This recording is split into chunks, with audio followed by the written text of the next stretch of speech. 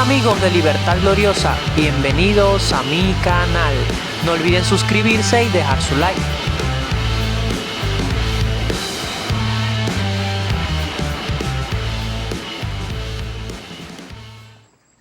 Existen creyentes que declaran a la resurrección de Jesús como un testimonio a favor de la existencia de Dios o del Dios cristiano. Es como que yo afirme que los dioses de Egipto son reales porque el dios Osiris resucitó de entre los muertos. Un mito validando otro mito. Un historiador, por definición, se basa en evidencia empírica y documentos verificables para analizar y narrar eventos del pasado. Los acontecimientos sobrenaturales, por su naturaleza, suelen carecer de pruebas objetivas y verificables, lo que dificulta su validación desde una perspectiva histórica. Por lo tanto, no se puede validar desde una perspectiva histórica la narrativa de un evento sobrenatural. Pero un historiador podría estudiar las creencias, relatos y contextos culturales en torno a una narrativa de un llamado acontecimiento sobrenatural, analizando cómo estas creencias han influido en la sociedad y la historia. Pero esto no sería un aval del acontecimiento en sí, sino más bien un análisis de su significado y repercusiones en la cultura y la historia. No existen testigos de la resurrección, existen testimonios de apariciones posteriores. Y dichos testimonios están documentados en un libro de teología al que hoy llamamos Biblia. En el momento en que sucede el evento narrado en los evangelios, no existe testigo presencial. Ningún discípulo vio cómo el cuerpo de Jesús volvía a la vida. Nunca se deje engañar. No existen testigos presenciales de la resurrección. La tumba vacía sugiere otras cosas. Una tumba vacía sugiere la idea de ausencia de un cuerpo, pero no precisamente una resurrección. Se puede señalar que nunca el cuerpo fue colocado allí, o que alguien robó el cuerpo, o que fue enterrado en otro lugar. Ausencia de cuerpo no es resurrección. La declaración más antigua que se tiene sobre la resurrección de Jesús se encuentra en la primera carta a los Corintios, atribuida al apóstol Pablo. Pablo declara que él había recibido por tradición que existían testigos de la resurrección. Él no conocía a los más de 500. Él había recibido información de que estas personas habían tenido alguna experiencia con Jesús después de su muerte. Pero a Pablo poco le importaba si estas personas habían visto a Jesús o no, porque él había tenido ya su propia experiencia.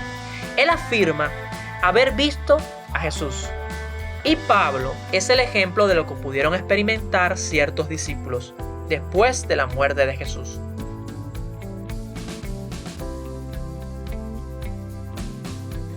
Lo curioso es que si Jesús hubiera querido que quedara evidencia histórica de su resurrección, de seguro se hubiera parecido a Poncio Pilato, el cual urgentemente hubiera reaccionado a la resurrección y habría dejado documentado esto.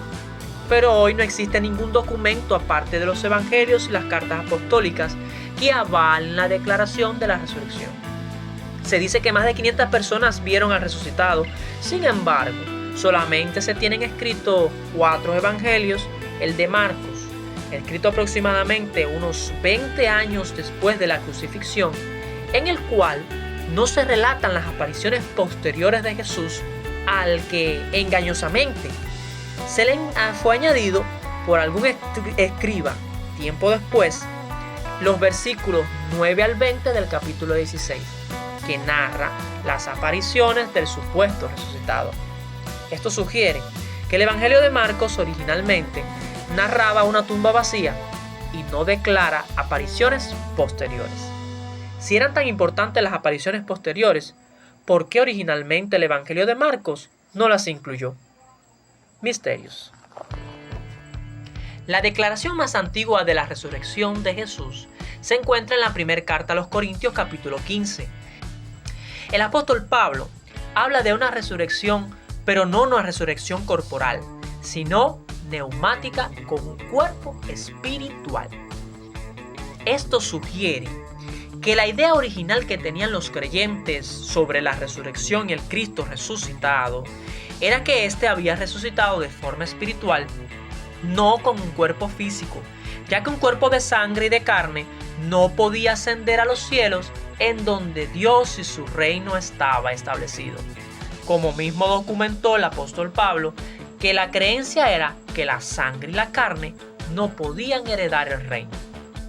Tiempo después, con la escritura de los evangelios, se añadió la creencia que Jesús había resucitado corporalmente. Pero en esto divergen los evangelios. Según los relatos posteriores a la crucifixión y la resurrección, Jesús se encuentra con María Magdalena y le dice: "No me toques, porque aún no he subido al Padre". Este es el testimonio de Juan 20:17. En cambio, a los apóstoles le dice específicamente en el Evangelio de Lucas 24:39: "Mirad mis manos y mis pies, que yo mismo soy, palpad y ved, porque un espíritu no tiene carne ni huesos, como veis que yo tengo". La idea de que Jesús resucitó como espíritu se encuentra en 1 Corintios capítulo 15, versículo 44. Como le decía, que era la creencia original de los discípulos. Existían dos puntos de vista. Una creía en la resurrección espiritual y otros en la de la carne. Esta dualidad de creencia se vio desarrollada con el tiempo. Por esto es que los evangelios escritos muchos años después de la carta a los Corintios demuestra ambas creencias sobre la resurrección. Uno enseña que en espíritu y otro enseña que en cuerpo. La idea de que Jesús resucitó con un cuerpo espiritual justifica el hecho de que solamente las personas espirituales o de fe, creyentes que tenían fe, pudieron ver eso. Eso significaría que la creencia original de la resurrección se basa en alucinaciones o visiones. Algo muy común cuando las personas se obsesionan con una idea o con un objeto de fe. Esto encaja perfectamente con el hecho de que no existen apariciones registradas por no creyentes o ateos, o incluso enemigos de Jesús. Es importante que no se les aparece a ningún ateo. ¿No estarían acaso ya sugestionados algunos discípulos, ya que en varias y reiteradas ocasiones Él les había dicho que iba a morir, pero que iba a resucitar? ¿Es posible una alucinación colectiva? Primeramente, el apóstol Pablo declara en 1 Corintios capítulo 15 que él recibió tradicionalmente la creencia de que Jesús se apareció a más de 500 personas a la vez. El versículo 3 lo dice: "Porque primeramente os he enseñado lo que asimismo recibí". Después apareció a más de 500 hermanos a la vez, de los cuales muchos viven aún y otros ya duermen. De estos hermanos no se dan detalles importantes.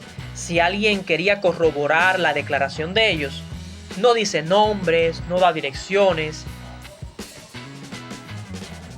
Sin embargo, los apologistas aman esta declaración, ya que una alucinación colectiva es extremadamente improbable.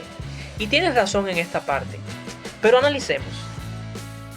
Por medio de un análisis textual, podemos concluir de que la declaración de la aparición a más de 500 personas a la vez se debe a una enseñanza transmitida que el apóstol Pablo recibió, y una enseñanza transmitida no constituye una evidencia.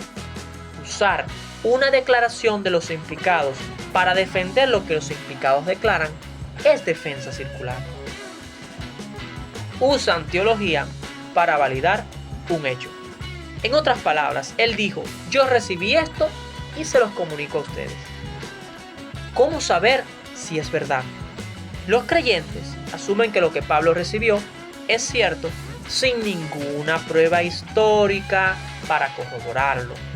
No existe evidencia arqueológica o bibliográfica extrabíblica que corrobore las afirmaciones de las apariciones a más de 500.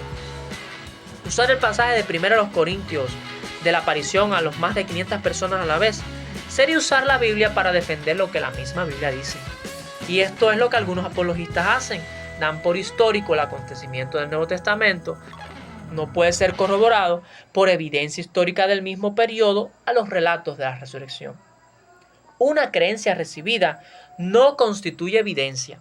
El apóstol Pablo había recibido una creencia que ni él mismo pudo corroborar.